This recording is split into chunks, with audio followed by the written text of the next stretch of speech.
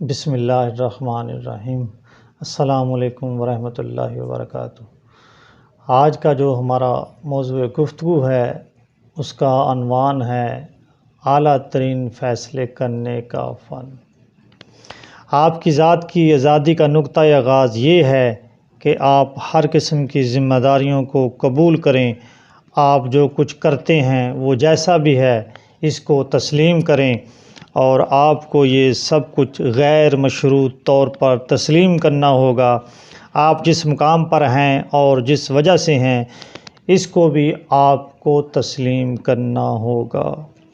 اگر آپ اپنے آپ میں تبدیلی لانا چاہتے ہیں تو پھر اپنی سوچ کو تبدیل کریں، اپنے رویے کو تبدیل کریں، اپنے عمل کو تبدیل کریں۔ اگر زندگی میں آپ کو کسی ناکامی سے واسطہ پڑے تو اس کو خندہ پیشانی سے قبول کریں۔ آپ ہمیشہ کوئی بھی کام کرنے، کوئی بھی بات سوچنے کے لیے مکمل طور پر آزاد ہیں۔ آپ نے اپنے لاشعوری ذہن میں جو پروگرامنگ کر رکھی ہوگی وہی آپ کا مستقبل ہے، اس لیے آپ جو کچھ سوچتے ہیں آپ خود اس کے ذمہ دار ہیں۔ آپ بڑے بڑے خوابوں کے بارے میں سوچ سکتے ہیں۔ آپ اپنے لاشعوری اور شعوری ذہن پر قابو پا کر اپنے ذاتی تصور اور کارکردگی کو بہتر کر سکتے ہیں، لیکن یہ سب کچھ آپ کو اس وقت تک کوئی فائدہ نہ دے گا جب تک آپ اپنی ذات کی ذمہ داری قبول نہیں کرتے۔ زمانہ طفلی میں ہی آپ کی ذہنی پروگرامنگ ہو جاتی ہے اور پھر آپ کا جو بھی یقین بن جاتا ہے وہی آپ کا مستقبل ہوتا ہے۔ اس کے لیے آپ خود اپنی زندگی کے ذمہ دار ہوتے ہیں۔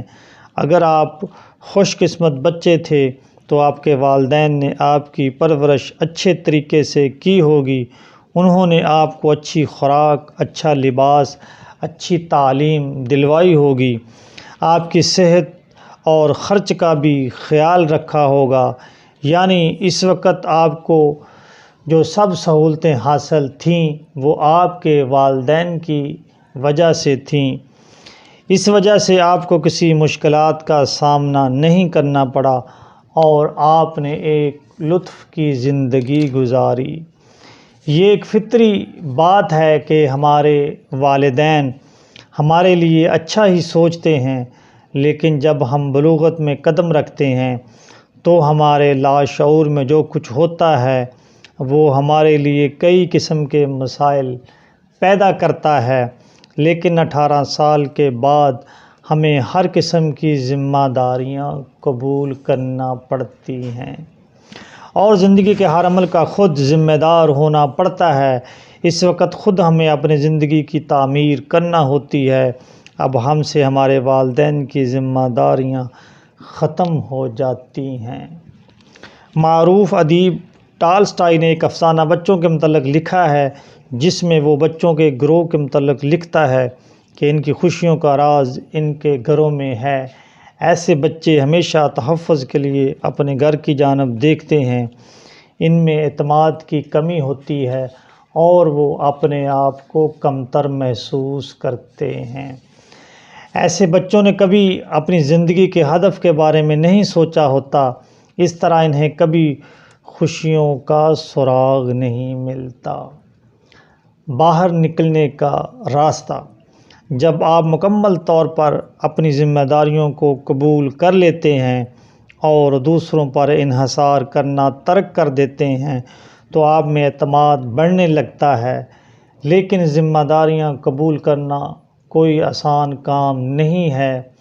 یہ ایسے ہی ہے جیسے پیراشوٹ کے ذریعے بلندیوں سے چھلانگ لگانا۔ جب آپ دوسروں پر انحصار کرنا ختم کرتے ہیں اور اپنی زندگی کی منصوبہ بندی خود کرتے ہیں تو وقتی طور پر اپنے آپ کو تنہا محسوس کرتے ہیں۔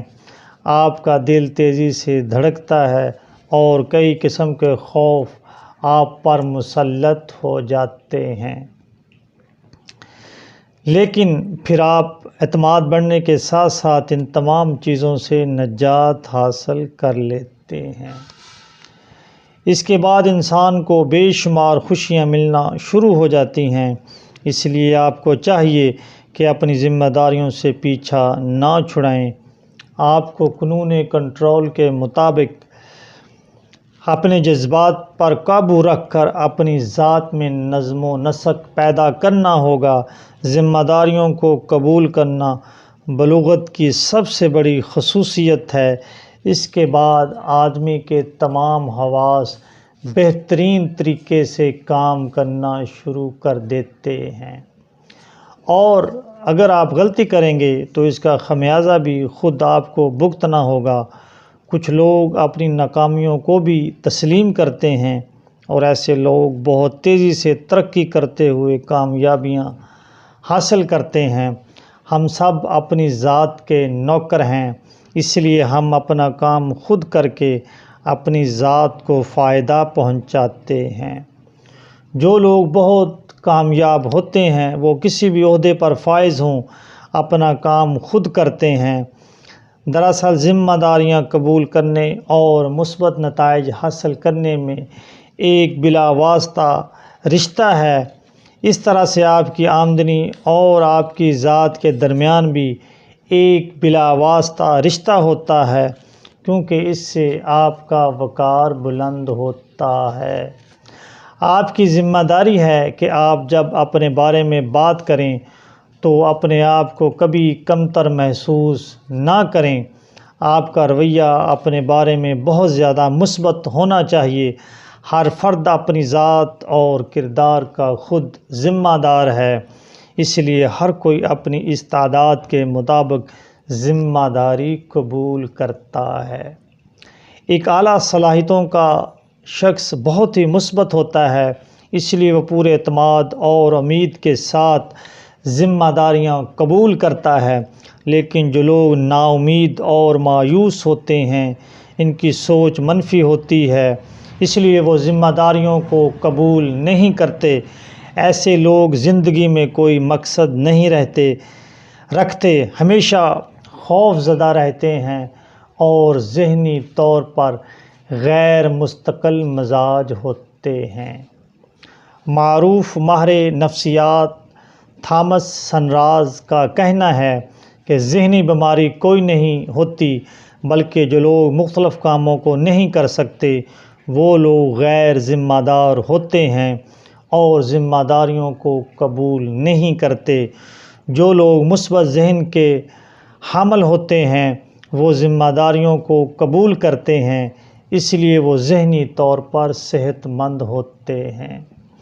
انسانی تاریخ میں ان لوگوں کے نام ہمیشہ کے لیے زندہ ہیں جنہوں نے بہت زیادہ ذمہ داریاں قبول کر کے اپنے کام کو مکمل کیا، لیکن غیر ذمہ دار لوگ کسی دور میں بھی قابل ذکر نہیں رہے۔ صلی اللہ تعالی علیہ وآلہ وسلم۔